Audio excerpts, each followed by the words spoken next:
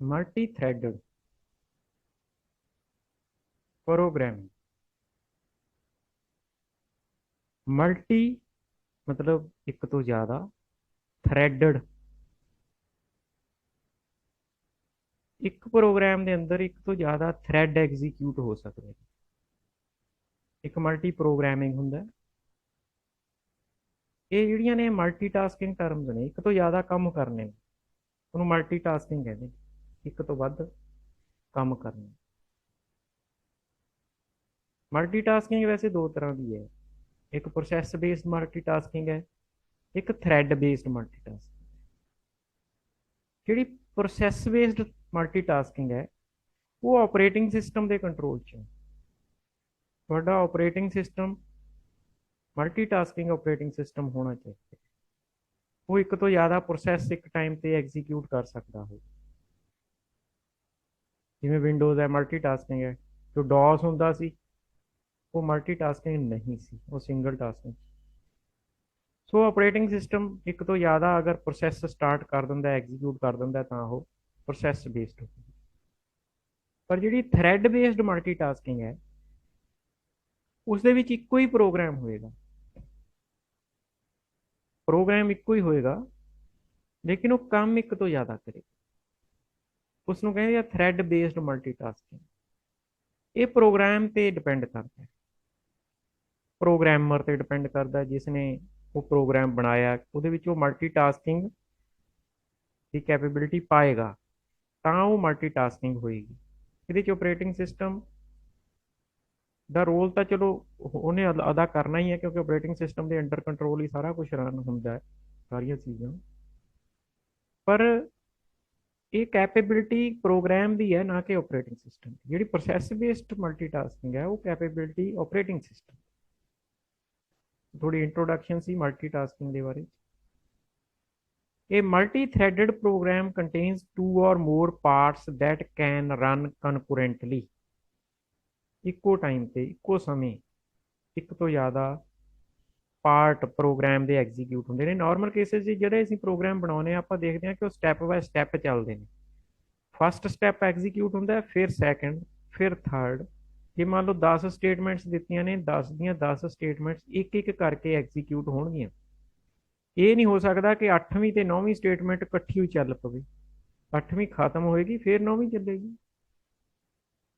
ਜੇ ਪਹਿਲਾਂ for loop ਲਾਈ ਹੈ ਬਾਅਦ ਚ ਇਫ ਲਾਈ ਹੈ ਤਾਂ ਪਹਿਲਾਂ ਫੋਰ ਲੂਪ ਕੰਪਲੀਟ ਹੋਏਗੀ ਫਿਰ ਇਫ ਸ਼ੁਰੂ ਹੋਏਗੀ। ਇਹ ਨਹੀਂ ਹੋ ਸਕਦਾ ਕਿ ਫੋਰ ਲੂਪ ਵੀ ਚੱਲੀ ਜਾ ਰਹੀ ਹੈ ਨਾਲ ਇਫ ਵੀ ਚੱਲੀ ਜਾ ਰਹੀ ਹੈ। ਸਿੰਗਲ ਥ੍ਰੈਡਡ ਮਲਟੀਟਾਸਕਿੰਗ, ਸਿੰਗਲ ਥ੍ਰੈਡਡ ਜਿਹੜੀ ਹੁੰਦੀ ਹੈ ਉਹ ਇਸ ਤਰ੍ਹਾਂ ਦੀ ਪ੍ਰੋਗਰਾਮ ਹੁੰਦਾ, ਸਿੰਗਲ ਥ੍ਰੈਡਡ ਪ੍ਰੋਗਰਾਮ ਵਿੱਚ ਮਲਟੀਟਾਸਕਿੰਗ ਨਹੀਂ ਹੁੰਦੀ। ਉਹਦੇ 'ਚ ਇੱਕ ਸਟੇਟਮੈਂਟ ਫਿਨਿਸ਼ ਹੁੰਦੀ ਹੈ ਫਿਰ ਦੂਜੀ ਸਟਾਰਟ। ਜਿਹੜੀ ਥ੍ਰੈਡ ਬੇਸਡ ਹੋਏਗੀ ਉਸ ਦੇ ਵਿੱਚ ਮੈਂ ਜਿਹੜੀ ਤੁਹਾਨੂੰ ਦੱਸ ਰਿਹਾ ਵੀ ਜਿਵੇਂ ਇੱਕ ਇੱਕ ਲੂਪ ਲੱਗ ਰਹੀ ਹੈ, ਉਹ ਲੂਪ ਚੱਲ ਰਹੀ ਹੈ, ਦੂਜੇ ਪਾਸੇ ਕੋਈ ਇਫ ਹੈ ਉਹ ਵੀ ਨਾਲ ਦੀ ਨਾਲ ਹੀ ਚੱਲ ਰਹੀ ਹੋਵੇ। ਇਦਾਂ ਤੁਸੀਂ ਅਜ਼ਿਊਮ ਕਰ ਸਕਦੇ ਹੋ ਫਿਲਹਾਲ ਕਿ ਇੱਕ ਤੋਂ ਜ਼ਿਆਦਾ ਕੰਮ ਇੱਕੋ ਟਾਈਮ ਤੇ ਐਗਜ਼ੀਕਿਊਟ ਹੋ ਕੇ ਹੁੰਦੇ ਨੇ ਇਹਦੇ ਵਿੱਚ thread based multitasking. Each part of such a program is called a thread. ਮੰਨ ਲਓ ਕਿ ਦੋ ਪਾਰਟ ਇਕੱਠੇ ਚੱਲ ਰਹੇ ਨੇ ਕੰਕੂਰੈਂਟਲੀ ਇੱਕੋ ਟਾਈਮ ਤੇ, ਤਾਂ ਉਹਨਾਂ ਨੂੰ ਅਸੀਂ ਦੋ ਅਲੱਗ-ਅਲੱਗ ਥ੍ਰੈਡ ਕਹਾਂਗੇ। ਜਦੋਂ ਕਿਸੇ ਪ੍ਰੋਗਰਾਮ ਦੇ ਇੱਕ ਤੋਂ ਜ਼ਿਆਦਾ ਪਾਰਟ ਇੱਕੋ ਟਾਈਮ ਤੇ ਚੱਲਦੇ ਨੇ ਤਾਂ ਉਹ ਮਲਟੀ ਥ੍ਰੈਡਸ ਹੋ ਜਾਂਦੇ। ਵੈਸੇ ਨਾਰਮਲੀ ਪ੍ਰੋਗਰਾਮ ਸਿੰਗਲ ਥ੍ਰੈਡਡ ਹੁੰਦੇ ਨੇ ਕਿਉਂਕਿ ਇੱਕ ਥ੍ਰੈਡ ਤਾਂ ਹਰੇਕ 'ਚ ਹੀ ਹੋਏਗਾ ਨਾ। ਜਦੋਂ ਪ੍ਰੋਗਰਾਮ ਚੱਲੇਗਾ ਉਹ ਇੱਕ ਸੀਕੁਐਂਸ 'ਚ ਤਾਂ ਚੱਲੇਗਾ ਹੀ, ਤਾਂ ਇੱਕ ਥ੍ਰੈਡ ਹੋ ਗਿਆ। ਮਲਟੀ ਥ੍ਰੈਡ ਮਤਲਬ ਇੱਕ ਤੋਂ ਜ਼ਿਆਦਾ ਪਾਰਟ ਪ੍ਰੋਗਰਾਮ ਦੇ ਇੱਕੋ ਟਾਈਮ ਤੇ ਚੱਲਣ ਤਾਂ ਮਲਟੀ ਥ੍ਰੈਡ ਹੋ ਗਿਆ। And each thread defines a separate path of execution. ਹਰੇਕ ਥ੍ਰੈਡ ਦਾ ਜਦੋਂ ਮਲਟੀ ਥ੍ਰੈਡ ਹੁੰਦੇ ਨੇ ਤਾਂ ਅਲੱਗ ਪਾਥ ਹੁੰਦਾ ਐਗਜ਼ੀਕਿਊਸ਼ਨ ਦਾ, ਅਲੱਗ ਉਹਦਾ ਮਤਲਬ ਇੰਡੀਪੈਂਡੈਂਟਲੀ ਚੱਲਦੇ ਨੇ, ਉਹਨਾਂ ਦਾ ਆਪਸ 'ਚ ਕੋਈ ਲਿੰਕ ਨਹੀਂ। Thus, multi-threading is a specialized form of multitasking. There are two distinct types of multitasking, एक process based and एक thread based। ਜਿਹੜੀ process based ਹੈ ਜਿਹਦੇ ਮੈਂ ਪਹਿਲਾਂ ਦੱਸ ਚੁੱਕਿਆ ਕਿ it is the feature that allows your computer to run two or more programs concurrently। ਜਿਵੇਂ ਆਪਾਂ ਮਾਈਕਰੋਸੌਫਟ ਵਰਡ ਖੋਲ ਲਿਆ, ਨਾਲ ਅਸੀਂ ਕੋਈ Song ਪਲੇ ਕਰ ਰਹੇ ਹਾਂ, ਤਾਂ ਦੋ ਪ੍ਰੋਗਰਾਮ ਹੋ ਗਏ ਨਾ ਇੱਕੋ ਟਾਈਮ ਤੇ ਚੱਲਣ ਵਾਲੇ। यहाँ ਅਸੀਂ ਪ੍ਰਿੰਟਿੰਗ ਕਰ ਰਹੇ ਹਾਂ, ਪ੍ਰਿੰਟਿੰਗ ਦੀ ਕਮਾਂਡ ਦਿੱਤੀ ਹੋਈ ਹੈ, ਦੂਜੇ ਪਾਸੇ ਅਸੀਂ ਨਾਲ ਟਾਈਪ ਵੀ ਕਰ ਰਹੇ ਹਾਂ। ਦੋ ਕੰਮ ਹੋ ਰਹੇ ਨੇ ਇੱਕੋ ਟਾਈਮ ਤੇ, ਦੋ ਅਲੱਗ-ਅਲੱਗ ਪ੍ਰੋਗਰਾਮ ਚੱਲਣ ਤਾਂ। ਜੇ ਉਸੇ ਪ੍ਰੋਗਰਾਮ 'ਚੋਂ ਪ੍ਰਿੰਟ ਕਰ ਰਹੇ ਹੋ, ਉਸੇ 'ਚ ਟਾਈਪ ਕਰ ਰਹੇ ਹੋ, ਫਿਰ ਉਹ ਮਲਟੀ ਥ੍ਰੈਡਡ ਹੋਊਗੀ, ਥ੍ਰੈਡ ਬੇਸਡ ਮਲਟੀਟਾਸਕਿੰਗ। ਇਹ ਅਲੱਗ-ਅਲੱਗ ਪ੍ਰੋਗਰਾਮ ਅਲੱਗ-ਅਲੱਗ ਕੰਮ ਕਰ ਰਹੇ ਨੇ, ਫਿਰ ਉਹ ਪ੍ਰੋਸੈਸ ਬੇਸਡ ਮਲਟੀਟਾਸਕਿੰਗ ਹੈ। For example, process-based multitasking enables you to run Java compiler at the same time that you are using a text editor। ਆਪਾਂ ਨੋਟਪੈਡ ਖੋਲੀ ਹੈ, ਉਹਦੇ ਵਿੱਚ ਆਪਾਂ ਪ੍ਰੋਗਰਾਮ ਟਾਈਪ ਕੀਤਾ ਹੈ, ਕਰ ਰਹੇ ਹਾਂ, ਜਾਂ ਖੁੱਲਾ ਹੋਇਆ ਉਹ ਨਾਲ ਦੀ ਨਾਲ ਜਾਵਾ ਦਾ ਕੰਪਾਈਲਰ ਚੱਲ ਰਿਹਾ। ਦੋਨੋਂ ਅਲੱਗ-ਅਲੱਗ ਪ੍ਰੋਗਰਾਮ ਨੇ ਪਰ ਇੱਕੋ ਟਾਈਮ ਤੇ ਚੱਲ ਰਹੇ ਨੇ, ਇਸ ਕਰਕੇ ਉਹ ਪ੍ਰੋਸੈਸ ਬੇਸਡ ਮਲਟੀਟਾਸਕਿੰਗ ਹੈ। ਇਨ ਪ੍ਰੋਸੈਸ ਬੇਸਡ ਮਲਟੀਟਾਸਕਿੰਗ ਇਹ program is the smallest unit of dispatchable code. ਇੱਕ ਪ੍ਰੋਗਰਾਮ ਨੂੰ ਇੱਕ ਕੋਡ ਗਰੁੱਪ ਮੰਨਿਆ ਜਾਂਦਾ ਹੈ ਕਿ ਇੱਕ ਇੱਕ ਇੱਕ ਸੈੱਟ ਹੈ ਕੋਡ ਦਾ, ਕਿ ਉਹ ਇੰਡੀਪੈਂਡੈਂਟਲੀ ਚੱਲੇਗਾ ਦੂਸਰੇ ਤੋਂ। ਉਹਦੇ ਅੱਗੇ ਸਮਾਲ ਸੈੱਟ ਨਹੀਂ ਹੁੰਦੇ, ਸਬ ਸੈੱਟ ਨਹੀਂ ਹੁੰਦੇ, ਇੱਕੋ ਹੀ ਸੈੱਟ, ਇੱਕ ਪ੍ਰੋਗਰਾਮ ਇੱਕ ਸੈੱਟ। ਸਮਾਲੈਸਟ ਯੂਨਿਟ ਇਸ ਕਰਕੇ ਕਿਹਾ ਕਿਉਂਕਿ ਉਹ ਫਰਦਰ ਡਿਵੀਜ਼ਨ ਨਹੀਂ ਹੈ ਉਸਦੀ, ਜਿਹੜਾ ਕੋਡ ਡਿਸਪੈਚ ਹੋਏਗਾ ਐਗਜ਼ੀਕਿਊਸ਼ਨ ਤੇ। ਦੂਸਰੀ ਹੈ ਜਿਹੜੀ ਆਪਾਂ ਕਰਨੀ ਹੈ ਜਾਵਾ ਦੇ ਵਿੱਚ, thread based multitasking. is the environment, the thread is the smallest unit of dispatchable code। thread is the smallest means ਜਿਹੜਾ ਪ੍ਰੋਗਰਾਮ ਹੋਏਗਾ ਜਾਂ ਪ੍ਰੋਸੈਸ ਹੋਏਗਾ ਉਹ ਫਰਦਰ ਡਿਵਾਈਡ ਹੋ ਜਾਏਗਾ ਪਾਰਟਸ ਦੇ ਵਿੱਚ। this means that a single program can perform 2 or more tasks simultaneously। for instance, a text editor can format text at the same time that it is printing, as long as these two actions are being performed by two separate threads।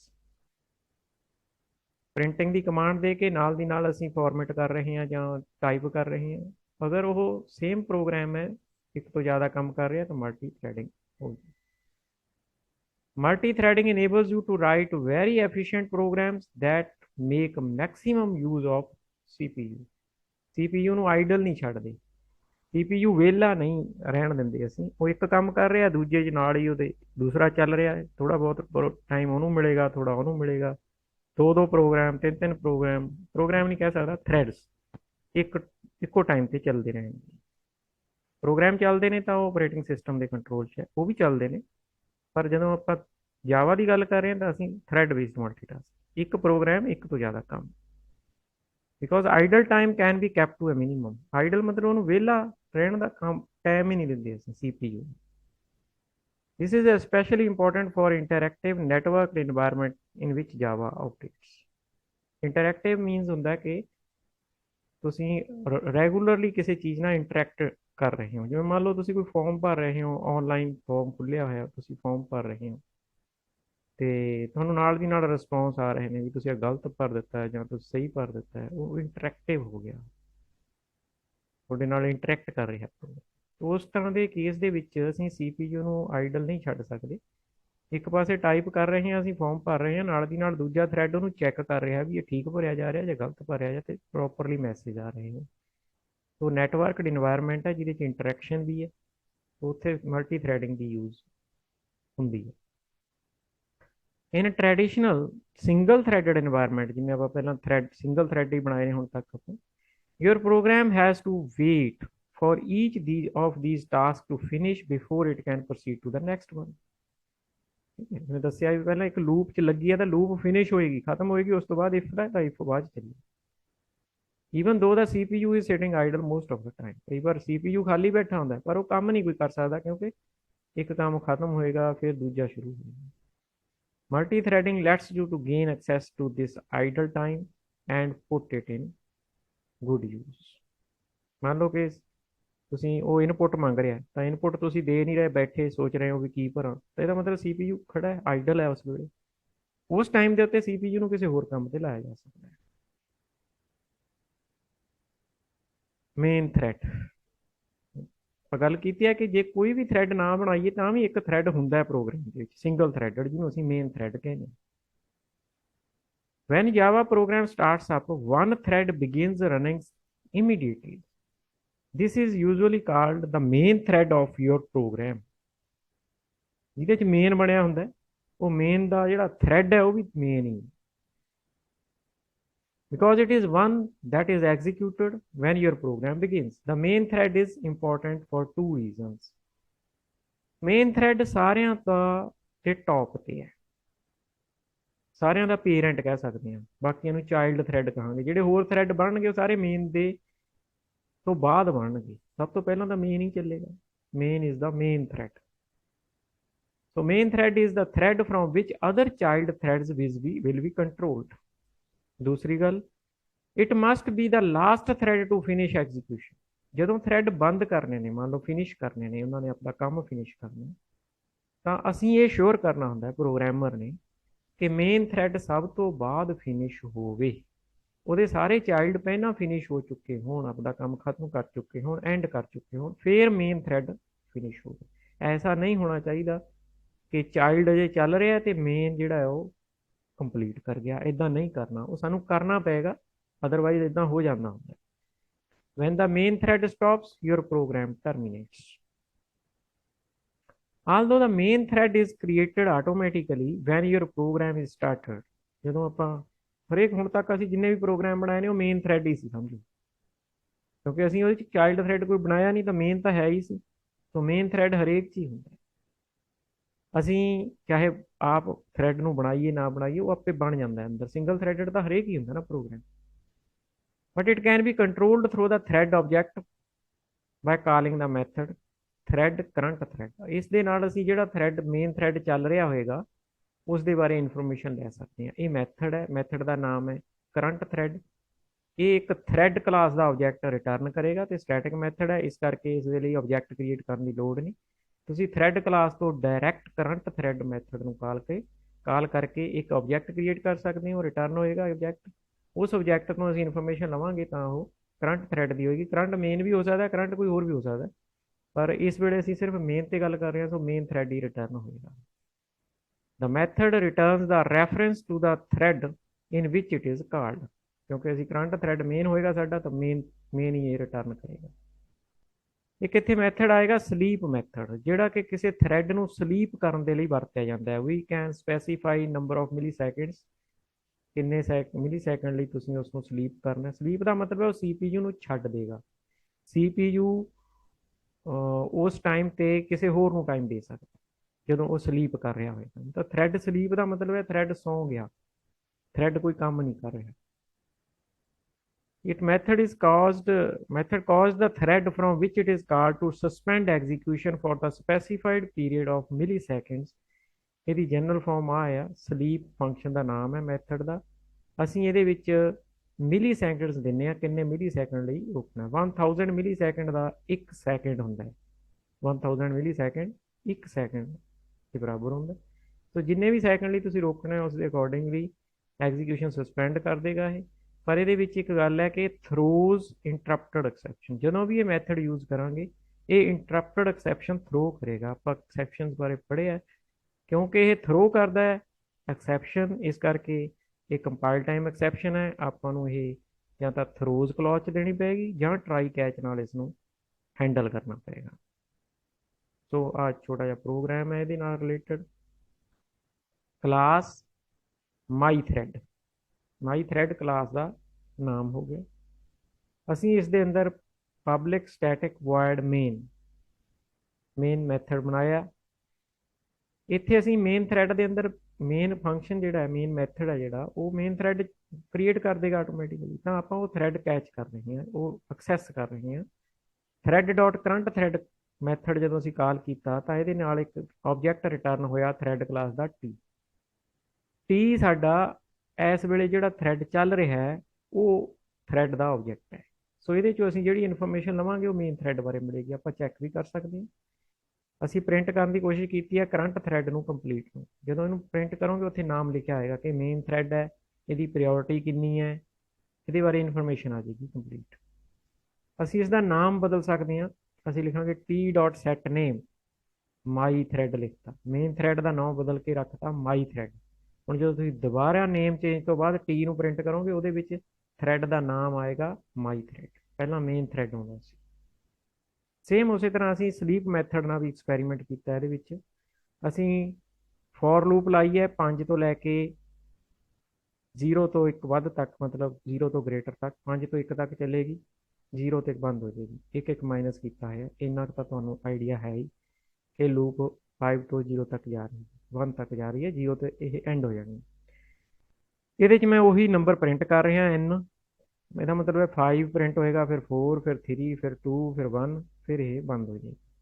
ਪਰ ਇਹ 5 4 3 2 1 ਜਿਹੜਾ ਇੱਕਦਮ print ਹੋ ਜਾਂਦਾ ਸੀ, ਹੁਣ ਉਹ 1 second ਬਾਅਦ print ਹੋਏਗਾ, ਕਿਉਂਕਿ ਥ੍ਰੈਡ ਡਾਟ ਸਲੀਪ ਮੈਥਡ ਕਾਲ ਕੀਤਾ ਗਿਆ 1000 ਮਿਲੀ ਸੈਕਿੰਡ ਲਈ, ਮਤਲਬ 1 ਸੈਕਿੰਡ ਲਈ।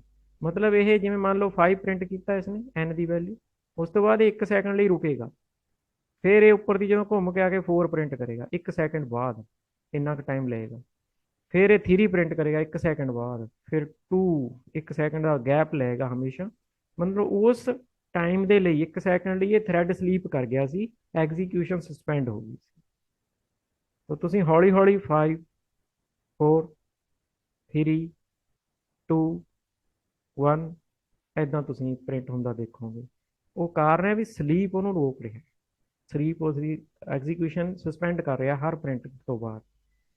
ਸੋ ਕਿਉਂਕਿ ਸਲੀਪ ਮੈਥਡ ਇੰਟਰਪਟਡ ਐਕਸੈਪਸ਼ਨ ਥਰੋ ਕਰਦਾ, ਸੋ ਸਾਨੂੰ ਇਹ ਸਾਰਾ ਕੋਡ ਟਰਾਈ ਕੈਚ ਲਿਖ ਕੇ ਇਹ ਐਕਸੈਪਸ਼ਨ ਜਿਹੜੀ ਹੈ ਇੰਟਰਪਟਡ ਐਕਸੈਪਸ਼ਨ ਇਹ ਕੈਚ ਕਰਨੀ ਪਏਗੀ, ਇਹਦਾ ਆਬਜੈਕਟ ਕ੍ਰੀਏਟ ਕਰਕੇ ਮੈਸੇਜ ਦੇ ਦਾਂਗੇ ਇੰਟਰਪਟਡ। ਹਾਲਾਂਕਿ ਮੈਸੇਜ ਨਾਰਮਲ ਕੇਸਿਸ ਦੇ ਵਿੱਚ ਕੋਈ ਪ੍ਰਿੰਟ ਨਹੀਂ ਹੋਏਗਾ, ਕਿਉਂਕਿ ਤਾਂ ਉਦੋਂ ਹੋਏਗਾ ਜਦੋਂ ਇਹ ਇੰਟਰਪਟ ਹੋਏਗਾ। ਆਪਾਂ ਕਿਹੜਾ ਇਹਨੂੰ ਇੰਟਰਪਟ ਕਰ ਰਹੇ ਹਾਂ, ਇਹ ਚੱਲ ਰਿਹਾ ਬਸ ਤੇ ਆਪਣੀ ਪ੍ਰਿੰਟਿੰਗ ਕਰ ਰਹੇ, ਪਰ ਸਾਨੂੰ ਕੈਚ ਕਰਨੀ ਪਏਗੀ ਕਿਉਂਕਿ ਇੰਟਰਪਟਡ ਐਕਸੈਪਸ਼ਨ ਜਿਹੜੀ ਆ ਉਹ ਕੰਪਾਈਲ ਟਾਈਮ ਐਕਸੈਪਸ਼ਨ ਹੈ, ਚੈਕਡ ਐਕਸੈਪਸ਼ਨ ਹੈ। ਇਸ ਕਰਕੇ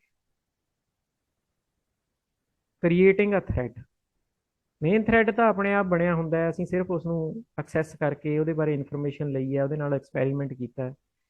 ਪਰ ਜੇ ਅਸੀਂ ਆਪ ਥ੍ਰੈਡ ਕ੍ਰੀਏਟ ਕਰਨਾ ਹੋਵੇ ਤਾਂ ਸਾਡੇ ਕੋਲੇ ਉਹਦਾ ਵੀ ਵੇ ਜਾਵਾ ਪ੍ਰੋਵਾਈਡ ਕਰਦੀ ਹੈ। The easiest way to create a thread is to create a class that implements a runnable interface। runnable ਨਾਂ ਦਾ ਇੱਕ ਇੰਟਰਫੇਸ ਬਣਿਆ ਹੈ, ਇੰਟਰਫੇਸਿਸ ਬਾਰੇ ਵੀ ਆਪਾਂ ਜਾਣਕਾਰੀ ਲੈ ਚੁੱਕੇ ਹਾਂ। ਤਾਂ ਉਸ ਇੰਟਰਫੇਸ ਨੂੰ ਇੰਪਲੀਮੈਂਟ ਕਰੋ, ਆਪਦੀ ਕਲਾਸ ਬਣਾਓ, ਉਹ ਜਿਹੜੀ ਕਲਾਸ ਹੋਏਗੀ ਉਹ ਇੱਕ ਨਵਾਂ ਥ੍ਰੈਡ ਆਬਜੈਕਟ ਕ੍ਰੀਏਟ ਕਰ ਦੇਗੀ, ਜਿਹੜਾ ਮੇਨ ਦਾ ਚਾਈਲਡ ਬਣੇਗਾ। To implement runnable, a class need only implement a single method called run।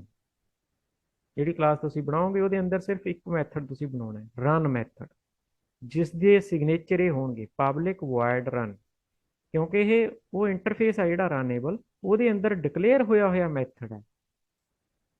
ਆਪਾਂ ਨੇ ਇੰਟਰਫੇਸ ਬਾਰੇ ਪੜ੍ਹਿਆ ਵੀ ਇੰਟਰਫੇਸ ਜਿਹੜੇ ਮੈਥਡ ਡਿਕਲੇਅਰ ਹੋਏ ਹੁੰਦੇ ਨੇ ਉਹਨਾਂ ਨੂੰ ਕਲਾਸ ਇੰਪਲੀਮੈਂਟ ਕਰਦੀ ਹੁੰਦੀ ਹੈ। ਸੋ ਇਹ ਮੈਥਡ ਪਹਿਲਾਂ ਹੀ ਡਿਫਾਈਨਡ ਡਿਕਲੇਅਰਡ ਹੈ, ਇਹ ਅਸੀਂ ਬਦਲ ਨਹੀਂ ਸਕਦੇ।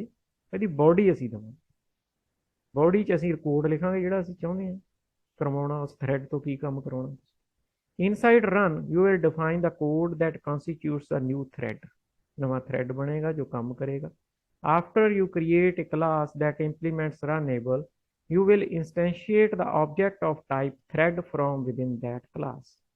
ਇਸ ਕਲਾਸ ਦੇ ਅੰਦਰ thread ਕਲਾਸ ਦਾ ਆਬਜੈਕਟ ਅਸੀਂ ਕ੍ਰੀਏਟ ਕਰਾਂਗੇ। one constructor can be used as this, ਇੱਦਾਂ ਦਾ ਕੰਸਟਰਕਟਰ ਹੋਏਗਾ, ਥ੍ਰੈਡ ਕਲਾਸ ਦਾ ਕੰਸਟਰਕਟਰ ਹੈ ਥ੍ਰੈਡ, ਉਹਨੂੰ ਅਸੀਂ ਰਨੇਬਲ ਇੰਟਰਫੇਸ ਦਾ ਆਬਜੈਕਟ ਦੇਵਾਂਗੇ ਐਂਡ ਇੱਕ ਸਟ੍ਰਿੰਗ ਥ੍ਰੈਡ ਦਾ ਨਾਮ ਦੱਸਣ ਲਈ, ਵੀ ਉਹ ਨਵਾਂ ਥ੍ਰੈਡ ਜਿਹੜਾ ਤੁਸੀਂ ਚਾਈਲਡ ਥ੍ਰੈਡ ਬਣਾਉਣਾ ਹੈ ਉਸ ਦਾ ਕੋਈ ਨਾਮ ਤਾਂ ਰੱਖਾਂਗੇ ਨਾ, ਜਿਵੇਂ ਪਹਿਲਾਂ ਮੇਨ ਥ੍ਰੈਡ ਬਣਿਆ ਹੋਇਆ ਉਹਦਾ ਨਾਮ ਹੈ ਮੇਨ, तो ਆਪਾਂ ਨਵਾਂ ਜਿਹੜਾ ਥ੍ਰੈਡ ਬਣਾਵਾਂਗੇ ਉਹਦਾ ਕੋਈ ਨਾਮ ਰੱਖ ਦਾਂਗੇ ਆਇਡੈਂਟੀਫਿਕੇਸ਼ਨ ਲਈ, ਵੀ ਇਹ ਨਵਾਂ ਥ੍ਰੈਡ ਹੈ, ਇਹਦਾ ਆ ਨਾਮ ਹੈ। तो ये क्लास एक बार बन गई, फिर जिन्ने मर्जी इस ਇਹਦੇ ਜਿੰਨੇ ਆਬਜੈਕਟ ਕ੍ਰੀਏਟ ਕਰੀ ਜਾਓਗੇ ਤੁਸੀਂ ਉਹਨੇ ਥ੍ਰੈਡ ਇਹਦੇ ਬਣੀ ਜਾਣਗੇ। After the new thread is created it will not start running until you call its start method which is declared within the thread। start executes a call to run, ਆ ਕਾਲ ਇਹਨੂੰ ਕਾਲ ਕਰਨੀ ਹੈ ਤੁਸੀਂ, ਇਹ ਇਨ ਟਰਨ ਰਨ ਨੂੰ ਕਾਲ ਕਰੇਗਾ, ਮਤਲਬ ਸਿੱਧਾ ਅਸੀਂ ਰਨ ਨੂੰ ਕਾਲ ਨਹੀਂ ਕਰਦੇ, ਅਸੀਂ ਸਟਾਰਟ ਨੂੰ ਕਾਲ ਕਰਦੇ ਹਾਂ, ਬਿਲਟ ਇਨ ਮੈਥਡ ਅਸੀਂ ਸਿਰਫ ਕਾਲ ਕਰਦੇ ਹਾਂ, ਅਸੀਂ ਸਟਾਰਟ ਨੂੰ ਕਾਲ ਕਰਦੇ ਹਾਂ, ਸਟਾਰਟ ਇਨ ਟਰਨ ਰਨ ਨੂੰ ਕਾਲ ਕਰਦਾ ਤੇ ਸਾਡਾ ਥ੍ਰੈਡ ਆਪਣਾ ਕੰਮ ਕਰਨਾ ਸ਼ੁਰੂ ਕਰ ਦਿੰਦਾ। ਤੇ ਦੂਜਾ ਤਰੀਕਾ ਹੈ ਥ੍ਰੈਡ ਕ੍ਰੀਏਟ ਕਰਨ ਦਾ ਕਿ ਤੁਸੀਂ ਥ੍ਰੈਡ ਕਲਾਸ ਨੂੰ ਡਾਇਰੈਕਟਲੀ ਐਕਸਟੈਂਡ ਕਰ ਲਓ, ਮਤਲਬ ਇਹਦੀ ਸਬ ਕਲਾਸ ਬਣਾ ਲਓ। You can also extend the thread class to create a thread. ਉਹਦੇ ਦੋ ਤਰੀਕੇ, ਇੱਕ ਤਰੀਕਾ ਹੈ ਰਨੇਬਲ ਇੰਟਰਫੇਸ ਨੂੰ ਇੰਪਲੀਮੈਂਟ ਕਰ ਲਓ, ਦੂਸਰਾ ਤਰੀਕਾ ਹੈ ਥ੍ਰੈਡ ਕਲਾਸ ਨੂੰ ਐਕਸਟੈਂਡ ਕਰ ਲਓ। ਦੋਨੇ ਸੇਮ ਨੇ, 95% ਥੋੜਾ ਜਿਹਾ ਕੋਡ ਚੇਂਜ ਕਰਨਾ ਪੈਂਦਾ। ਸੋ ਆਪਾਂ ਇੰਟਰਫੇਸ ਜਿਹੜਾ ਹੈ ਰਨੇਬਲ ਇੰਟਰਫੇਸ, ਉਹਦੀ ਮਦਦ ਨਾਲ ਕਿਵੇਂ ਥ੍ਰੈਡ ਬਣਾਉਂਦੇ ਨੇ ਉਹਦੀ ਐਗਜ਼ਾਮਪਲ ਆਪਾਂ ਇੱਥੇ ਡਿਸਕਸ ਕਰਾਂਗੇ। ਸੋ ਅਸੀਂ ਜਦੋਂ ਥ੍ਰੈਡ ਬਣਾਉਣਾ ਹੈ, ਥ੍ਰੈਡ ਕਲਾਸ ਆਪਦਾ ਨਵਾਂ ਥ੍ਰੈਡ ਬਣਾਉਣਾ ਹੈ, ਤਾਂ ਆਪਾਂ ਕਲਾਸ ਨਵੀਂ ਕਲਾਸ ਬਣਾਉਣੀ ਆ, ਉਹਦਾ ਨਾਂ ਕੋਈ ਵੀ ਰੱਖ ਸਕਦੇ ਹੋ। ਮੈਂ ਸੂਟੇਬਲ ਜਿਹਾ ਰੱਖਿਆ ਨਿਊ ਥ੍ਰੈਡ, ਉਹਦਾ ਨਾਂ ਰੱਖਿਆ, ਤੁਸੀਂ ਕੋਈ ਵੀ ਨਾਮ ਰੱਖ ਸਕਦੇ ਹੋ। ਨਿਊ ਥ੍ਰੈਡ ਇੰਪਲੀਮੈਂਟਸ ਰਨੇਬਲ, ਇਹ ਤਰੀਕਾ ਹੈ ਥ੍ਰੈਡ ਕਲਾਸ ਬਣਾਉਣ ਦਾ। ਮਤਲਬ ਜਿਹੜੀ ਕਲਾਸ ਰਨੇਬਲ ਇੰਟਰਫੇਸ ਨੂੰ ਇੰਪਲੀਮੈਂਟ ਕਰੇਗੀ ਉਹ ਅਲੱਗ ਥ੍ਰੈਡ ਬਣਾਏਗੀ, ਸੈਪਰੇਟ ਥ੍ਰੈਡ, ਉਹ ਮੇਨ ਦੇ ਅੰਡਰ ਨਹੀਂ ਰਹੇਗੀ। ਜੇ ਅਸੀਂ ਇੰਪਲੀਮੈਂਟ ਰਨੇਬਲ ਨਹੀਂ ਕਰਦੇ ਫਿਰ ਇਸ ਕਲਾਸ ਦਾ ਆਬਜੈਕਟ ਮੇਨ ਥ੍ਰੈਡ ਦੇ ਅੰਡਰ ਹੀ ਚੱਲੇਗਾ, ਸੈਪਰੇਟ ਥ੍ਰੈਡ ਕ੍ਰੀਏਟ ਨਹੀਂ ਕਰੇਗਾ। ਸੋ ਇੰਪਲੀਮੈਂਟ ਰਨੇਬਲ ਹੋਣਾ ਜ਼ਰੂਰੀ ਹੈ, ਜਾਂ ਥ੍ਰੈਡ ਕਲਾਸ ਨੂੰ ਐਕਸਟੈਂਡ ਕਰੋ, ਜਿਹੜਾ ਦੂਜਾ ਤਰੀਕਾ। ਸੋ ਇਸ ਕਲਾਸ ਦੇ ਅੰਦਰ ਅਸੀਂ ਥ੍ਰੈਡ ਕਲਾਸ ਦਾ ਇੱਕ ਆਬਜੈਕਟ ਲਵਾਂਗੇ ਟੀ। ਇਹ ਟੀ ਸਾਡਾ ਇੱਕ ਨਵਾਂ ਥ੍ਰੈਡ ਹੋਏਗਾ, ਚਾਈਲਡ ਥ੍ਰੈਡ। ਇਹ ਨਿਊ ਥ੍ਰੈਡ ਹੈ ਜਿਹੜਾ, ਇਹ ਇਸ ਕਲਾਸ ਦਾ ਕੰਸਟਰਕਟਰ ਹੈ, ਇਹਦਾ ਨਾਮ ਮੈਚ ਕਰ ਰਿਹਾ ਕੰਸਟਰਕਟਰ। ਟੀ ਨੂੰ ਕ੍ਰੀਏਟ ਕੀਤਾ ਗਿਆ, t is equal to new thread this comma demo thread. Demo thread ਉਹਦਾ ਨਾਮ ਰੱਖਿਆ ਚਾਈਲਡ ਦਾ। ਦਿਸ ਮੀਨਸ ਜਿਹੜਾ ਕਰੰਟ ਥ੍ਰੈਡ ਹੈ, ਕਰੰਟ ਆਬਜੈਕਟ ਹੈ ਜਿਹੜਾ, ਉਹੀ ਦਿਸ ਹੈ। ਆਪਾਂ ਦਿਸ ਬਾਰੇ ਵੀ ਪਹਿਲਾਂ ਪੜ੍ਹਿਆ। ਸੋ ਇੱਕ ਨਵਾਂ ਥ੍ਰੈਡ ਕ੍ਰੀਏਟ ਹੋ ਗਿਆ ਟੀ ਦੇ ਵਿੱਚ, ਤੇ ਅਸੀਂ ਇੱਥੇ ਪ੍ਰਿੰਟ ਕਰਾਤਾ ਚਾਈਲਡ ਥ੍ਰੈਡ, ਨਾਲ ਟੀ ਪ੍ਰਿੰਟ ਕਰਾਤਾ। ਸਾਨੂੰ ਪੂਰੀ ਇਨਫੋਰਮੇਸ਼ਨ ਆ ਜਾਏਗੀ ਕਿ ਜਿਹੜਾ ਚਾਈਲਡ ਥ੍ਰੈਡ ਬਣਿਆ ਇਹਦੀ ਪ੍ਰਾਇੋਰਟੀ ਕਿੰਨੀ ਹੈ। ਪ੍ਰਾਇੋਰਟੀ ਬਾਰੇ ਅੱਗੇ ਡਿਸਕਸ ਕਰਾਂਗੇ। ਪ੍ਰਾਇੋਰਟੀ ਕਿੰਨੀ ਹੈ, ਇਹਦਾ ਨਾਮ ਕੀ ਹੈ, ਤੇ ਇਹਦੇ ਮੂਹਰੇ ਅਸੀਂ ਚਾਈਲਡ ਥ੍ਰੈਡ ਲਿਖਤਾ ਤਾਂ ਜੋ ਪਤਾ ਲੱਗ ਜਾਏਗਾ ਕਿ ਚਾਈਲਡ ਹੈ ਕਿ ਮੇਨ ਹੈ। ਉਸ ਤੋਂ ਬਾਅਦ ਇਹਨੂੰ ਸਟਾਰਟ ਕਰਨ ਦੇ ਲਈ ਟੀ ਡਾਟ ਸਟਾਰਟ ਨੂੰ ਕਾਲ ਕਰਨਾ ਜ਼ਰੂਰੀ ਹੈ। ਇਹ ਸਾਰਾ ਕੁਝ ਕੰਸਟਰਕਟਰ ਦੇ ਵਿੱਚ ਹੋ ਜਾਏਗਾ। ਕੰਸਟਰਕਟਰ ਇੱਕ ਨਵਾਂ ਥ੍ਰੈਡ ਕ੍ਰੀਏਟ ਕਰਕੇ ਉਹਨੂੰ ਸਟਾਰਟ ਕਰ ਦੇਗਾ। ਹੁਣ ਆਪਾਂ ਨੂੰ ਪਤਾ ਵੀ ਜਦੋਂ ਸਟਾਰਟ ਨੂੰ ਕਾਲ ਕੀਤੀ ਜਾਂਦੀ ਹੈ ਤਾਂ ਉਹ ਇਨ ਟਰਨ ਰਨ ਨੂੰ ਚਲਾ ਦਿੰਦਾ। ਤਾਂ ਰਨ ਦੇ ਵਿੱਚ ਆਪਾਂ ਰਨ ਦੀ ਡੈਫੀਨੇਸ਼ਨ ਆਪਾਂ ਇੱਥੇ ਪੂਰੀ ਦਿੱਤੀ ਹੋਈ ਹੈ। ਰਨ ਦੇ ਵਿੱਚ ਮੈਂ ਕੋਈ ਜ਼ਿਆਦਾ ਕੰਪਲੀਕੇਟਡ ਕੰਮ ਨਹੀਂ ਕਰਿਆ, ਕਿਉਂਕਿ ਸਾਡਾ ਕੰਸੈਂਟਰੇਸ਼ਨ ਸਾਡੀ ਮਲਟੀ ਥ੍ਰੈਡਿੰਗ ਵੱਲ ਹੋਣੀ ਚਾਹੀਦੀ ਹੈ।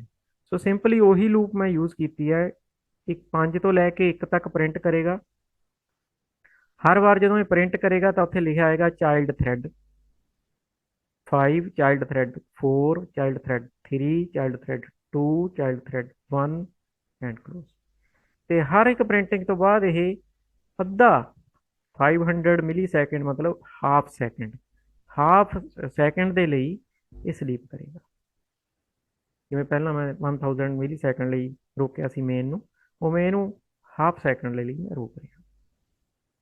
ਸੋ ਇਹ ਮੈਂ ਉਹੀ ਲੌਜਿਕ ਹੈ, ਕੋਈ ਇਹ ਫਰਕ ਨਹੀਂ ਪਾਇਆ, ਸਿਰਫ ਇੱਕ ਟਾਈਮ ਥੋੜਾ ਜਿਹਾ ਘਟਾ ਦਿੱਤਾ। ਤੇ ਇੱਕ ਕਿਉਂਕਿ ਚਾਈਲਡ ਥ੍ਰੈਡ ਹੈ ਤਾਂ ਆਇਡੈਂਟੀਫਾਈ ਕਰਨ ਦੇ ਲਈ ਮੈਂ ਇੱਥੇ ਲਿਖਤਾ ਚਾਈਲਡ ਥ੍ਰੈਡ।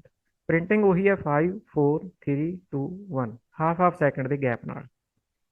ਤੋ ਕਿਉਂਕਿ ਸਲੀਪ ਮੈਥਡ ਇੰਟਰਪਟਡ ਐਕਸੈਪਸ਼ਨ ਥਰੋ ਕਰਦਾ, ਸੋ ਉਸੇ ਤਰ੍ਹਾਂ ਨਾਲ ਇਹਨੂੰ ਕੈਚ ਕੀਤਾ ਗਿਆ ਤੇ ਇੱਕ ਮੈਸੇਜ ਦਿੱਤਾ ਗਿਆ। ਉਸ ਤੋਂ ਬਾਅਦ ਇੱਥੇ ਤੱਕ ਇਹ ਟਰਾਈ ਖਤਮ ਹੋ ਜਾਂਦੀ ਹੈ ਵਿਦ ਕੈਚ। ਉਸ ਤੋਂ ਬਾਅਦ ਇੱਕ ਮੈਸੇਜ ਹੋਰ ਦਿੱਤਾ ਗਿਆ ਐਗਜ਼ਿਟਿੰਗ ਚਾਈਲਡ ਥ੍ਰੈਡ, ਵੀ ਜਦੋਂ ਇਹ ਆਪਣਾ ਕੰਮ ਪੂਰਾ ਕਰ ਲੇਗਾ ਤਾਂ ਇੱਕ ਮੈਸੇਜ ਦੇ ਦੇਗਾ ਕਿ ਚਾਈਲਡ ਥ੍ਰੈਡ ਐਗਜ਼ਿਟ ਹੋ ਗਿਆ। ਹੁਣ ਅਸੀਂ, ਇਹ ਤਾਂ ਹੋ ਗਈ ਥ੍ਰੈਡ ਕਲਾਸ ਸਾਡੀ ਕੱਲੀ। ਹੁਣ ਇਸ ਥ੍ਰੈਡ ਕਲਾਸ ਨੇ ਆਪਣੇ ਆਪ ਨਹੀਂ ਕੋਈ ਕੰਮ ਕਰਨਾ, ਮੇਨ ਤਾਂ ਚਲਾਏਗਾ ਹੀ, ਸ਼ੁਰੂ ਤਾਂ ਮੇਨ ਨਹੀਂ ਕਰਨਾ ਹੁੰਦਾ। ਸੋ ਆ ਦੂਜੀ ਕਲਾਸ ਬਣਾਈ ਹੈ ਜਿਸ ਦੇ ਅੰਦਰ ਅਸੀਂ ਥ੍ਰੈਡ ਡੈਮੋ ਨਾਂ ਦੀ ਕਲਾਸ ਹੈ, ਇਹਦੇ ਅੰਦਰ ਮੇਨ ਬਣਾਇਆ। ਮੇਨ ਨੇ ਇੱਕ ਨਿਊ ਥ੍ਰੈਡ ਕ੍ਰੀਏਟ ਕਰ ਲਿਆ, ਆਹ ਵਾਲੀ ਕਲਾਸ ਦਾ ਆਬਜੈਕਟ ਕ੍ਰੀਏਟ ਕੀਤਾ ਹੈ। ਆਹ ਵਾਲਾ ਨਿਊ ਥ੍ਰੈਡ ਕਲਾਸ ਹੈ, ਇਸ ਕਲਾਸ ਦਾ ਆਪਾਂ ਨੇ ਇੱਥੇ ਆਬਜੈਕਟ ਕ੍ਰੀਏਟ ਕੀਤਾ। ਇਹ ਕ੍ਰੀਏਟ ਕਰਨ ਦਾ ਮਤਲਬ ਕੀ ਹੈ, ਇਹ ਕੰਸਟਰਕਟਰ ਨੂੰ ਚਲਾਏਗਾ। ਕੰਸਟਰਕਟਰ ਇੱਕ ਥ੍ਰੈਡ ਕ੍ਰੀਏਟ ਕਰੇਗਾ, ਉਹਦਾ ਨਾਮ ਰੱਖੇਗਾ ਚਾਈਲਡ ਥ੍ਰੈਡ, ਉਹਨੂੰ ਸਟਾਰਟ ਕਰ ਦੇਗਾ ਤੇ ਆਹ ਕੰਮ ਸ਼ੁਰੂ ਹੋ ਜਾਏਗਾ। ਬਸ ਇੰਨੀ ਲਾਈਨ ਦੇ ਨਾਲ ਉਹ ਸਾਡੀ ਚਾਈਲਡ ਕਲਾਸ ਜਿਹੜੀ ਅਸੀਂ ਬਣਾਈ ਹੈ ਚਾਈਲਡ ਥ੍ਰੈਡ ਦੇ ਲਈ, ਉਹ ਆਪਣਾ ਕੰਮ ਸ਼ੁਰੂ ਕਰ ਦੇਗੀ। ਬਾਕੀ ਆ ਮੇਨ ਦਾ ਆਪਦਾ ਥ੍ਰੈਡ ਆ ਜਿਹੜਾ ਕੰਮ ਕਰ ਰਿਹਾ। ਮੇਨ ਦੇ ਵਿੱਚ ਜਿਵੇਂ ਪਹਿਲਾਂ ਕੰਮ ਹੋ ਰਿਹਾ ਸੀ ਟਰਾਈ ਕੈਚ ਲਾ ਕੇ 5 ਤੋਂ ਲੈ ਕੇ 1 ਤੱਕ 1 ਸੈਕਿੰਡ ਦੇ ਗੈਪ ਨਾਲ ਮੇਨ ਥ੍ਰੈਡ ਉਹਦਾ ਨਾਮ ਨਾਲ ਪ੍ਰਿੰਟ ਕਰ ਰਹੇ ਹਾਂ ਤਾਂ ਜੋ ਪਤਾ ਲੱਗੇ ਵੀ ਇਹ ਪ੍ਰਿੰਟਿੰਗ ਮੇਨ ਥ੍ਰੈਡ 'ਚੋਂ ਹੋਈ ਹੈ ਜਾਂ ਚਾਈਲਡ ਥ੍ਰੈਡ 'ਚੋਂ ਹੋਈ। ਸੇਮ ਉਸੇ ਤਰ੍ਹਾਂ ਕੈਚ ਕੀਤਾ ਜਾ ਰਿਹਾ, ਮੈਸੇਜ ਦਿੱਤਾ ਜਾ ਰਿਹਾ। ਜਦੋਂ ਮੇਨ ਥ੍ਰੈਡ ਆਪਣਾ ਕੰਮ ਖਤਮ ਕਰੇਗਾ ਮੇਨ ਥ੍ਰੈਡ, ਤਾਂ ਮੇਨ ਥ੍ਰੈਡ ਐਗਜ਼ਿਟਿੰਗ ਦਾ ਮੈਸੇਜ ਵੀ ਆਏਗਾ। ਇੱਥੋਂ ਇਹ ਪਤਾ ਲੱਗੇਗਾ ਕਿ ਮੇਨ ਥ੍ਰੈਡ ਨੇ ਆਪਣਾ ਕੰਮ ਖਤਮ ਕਰਤਾ। ਇੱਥੇ ਨੋਟ ਕਰਨ ਵਾਲੀ ਗੱਲ ਇੱਕ ਇਹ ਹੈ ਕਿ ਮੈਂ ਇਹਨੂੰ 1 ਸੈਕਿੰਡ ਦੇ ਲਈ ਸਲੀਪ ਕਰਵਾਇਆ ਤੇ ਇਸ ਨੂੰ ਮੈਂ ਹਾਫ ਸੈਕਿੰਡ ਦੇ ਲਈ ਸਲੀਪ ਕਰਵਾਇਆ। ਉਹਦਾ ਕਾਰਨ ਜਿਵੇਂ ਪਹਿਲਾਂ ਆਪਾਂ ਡਿਸਕਸ ਕੀਤਾ ਹੈ ਕਿ ਸਾਡਾ ਚਾਈਲਡ ਥ੍ਰੈਡ ਪਹਿਲਾਂ ਐਗਜ਼ਿਟ ਹੋ ਜਾਣਾ ਚਾਹੀਦਾ ਮੇਨ ਨਾਲ। ਜੇ ਮੈਂ ਦੋਨਾਂ ਨੂੰ ਸੇਮ ਟਾਈਮ ਦੇ ਲਈ ਸਲੀਪ ਕਰਾਵਾਂ ਤਾਂ ਹੋ ਸਕਦਾ ਕਿ ਚਾਈਲਡ ਜਿਹੜਾ ਹੈ ਉਹ ਜੇ ਚੱਲੀ ਜਾਵੇ, ਮੇਨ ਪਹਿਲਾਂ ਖਤਮ ਹੋ ਜਾਵੇ। ਸੋ ਮੇਨ ਨੂੰ ਘੱਟ ਟਾਈਮ ਲਈ ਰੋਕਿਆ ਤਾਂ ਜੋ ਮੇਨ ਆਪਦਾ ਕੰਮ ਜਲਦੀ ਖਤਮ ਕਰ ਲਵੇ। ਸੌਰੀ, ਮੇਨ ਮੈਂ ਗਲਤ ਕਹਿ ਗਿਆ, ਚਾਈਲਡ ਜਿਹੜਾ ਹੈ ਉਹਨੂੰ ਘੱਟ ਟਾਈਮ ਲਈ ਰੋਕਿਆ, ਮੈਂ ਹਾਫ ਸੈਕਿੰਡ ਲਈ ਰੋਕਿਆ ਚਾਈਲਡ ਨੂੰ, ਤਾਂ ਜੋ ਚਾਈਲਡ ਆਪਦਾ ਕੰਮ ਜਲਦੀ ਜਲਦੀ ਖਤਮ ਕਰ ਲਵੇ। ਮੇਨ ਨੂੰ ਮੈਂ ਜ਼ਿਆਦਾ ਟਾਈਮ ਲਈ ਰੋਕਿਆ 1 ਸੈਕਿੰਡ ਲਈ, ਤਾਂ ਜੋ ਉਹਦਾ ਕੰਮ ਹੌਲੀ ਹੌਲੀ ਹੋਵੇ ਅਤੇ ਉਹਨੂੰ ਬਾਅਦ 'ਚ ਐਗਜ਼ਿਟ ਕਰਨਾ ਪਵੇ। ਇਸ ਤਰ੍ਹਾਂ ਨਾਲ ਇਸ ਨੂੰ ਮੈਨੇਜ ਕੀਤਾ ਗਿਆ ਟਾਈਮ। ਹਾਲਾਂਕਿ ਤਰੀਕਾ ਹੋਰ ਵੀ ਹੈ, ਪਰ ਫਿਲਹਾਲ ਅਸੀਂ ਸਲੀਪ ਮੈਥਡ ਦੀ ਮਦਦ ਨਾਲ ਇਹਨੂੰ ਮੈਨੇਜ ਕੀਤਾ ਹੈ। ਇਹਨੂੰ ਜਦੋਂ ਤੁਸੀਂ ਰਨ ਕਰੋਗੇ ਤੁਹਾਨੂੰ ਪ੍ਰਿੰਟਿੰਗ ਨਜ਼ਰ ਆਏਗੀ ਦੋ ਅਲੱਗ-ਅਲੱਗ ਥ੍ਰੈਡ ਦੀ, 5 4 3 2 1, 5 4 3 2 1। ਇੱਕ 'ਚ ਚਾਈਲਡ ਥ੍ਰੈਡ ਲਿਖਿਆ ਆਏਗਾ, ਇੱਕ 'ਚ ਮੇਨ। ਤੇ ਇੱਥੇ ਇੱਕ ਗੱਲ ਹੋਰ ਨੋਟ ਕਰਨ ਵਾਲੀ ਹੈ, ਜਦੋਂ ਤੁਸੀਂ ਰਨ ਕਰੋਗੇ ਤਾਂ ਜਦੋਂ ਵੀ ਰਨ ਕਰੋਗੇ ਹਰ ਵਾਰ ਆਊਟਪੁੱਟ ਦਾ ਜਿਹੜਾ ਪੈਟਰਨ ਹੈ ਡਿਫਰੈਂਟ ਹੋ ਜਾਏਗਾ। ਕਈ ਵਾਰ ਮੇਨ ਥ੍ਰੈਡ ਜ਼ਿਆਦਾ ਮਤਲਬ ਇੱਕ ਤੋਂ ਜ਼ਿਆਦਾ ਪ੍ਰਿੰਟਿੰਗ ਕਰ ਦੇਗਾ, ਕਈ ਵਾਰ ਚਾਈਲਡ ਇੱਕ ਤੋਂ। ਇਹ ਨਹੀਂ ਹੈ ਕਿ ਹਰ ਵਾਰ ਜਦੋਂ ਰਨ ਕਰਾਂਗੇ ਸੇਮ ਟਾਈਪ ਦੀ ਆਊਟਪੁੱਟ ਆਏਗੀ। ਆਊਟਪੁੱਟ 5 4 3 2 1 ਹੀ ਆਏਗੀ, ਪਰ ਉਹਦੇ ਟਾਈਮਿੰਗ ਦਾ ਫਰਕ ਪੈਂਦਾ ਰਹੇਗਾ ਹਰ ਵਾਰ। ਜਿੱਥੋਂ ਇਹ ਪਤਾ ਲੱਗੇਗਾ ਕਿ ਦੋਨੇ ਥ੍ਰੈਡ ਇੰਡੀਪੈਂਡੈਂਟਲੀ ਚੱਲ ਰਹੇ ਨੇ। ਸੋ ਇਹ ਸੀ ਸਾਡਾ ਕੁਝ ਥ੍ਰੈਡ ਬਣਾਉਣ ਦਾ ਤਰੀਕਾ, ਕਿ ਅਸੀਂ ਇੱਕ ਚਾਈਲਡ ਥ੍ਰੈਡ ਕਿਵੇਂ ਕ੍ਰੀਏਟ ਕਰ ਸਕਦੇ ਹਾਂ ਤੇ ਉਸ ਦੇ ਨਾਲ ਕਿਵੇਂ ਐਕਸਪੈਰੀਮੈਂਟ ਕਰ ਸਕਦੇ ਹਾਂ।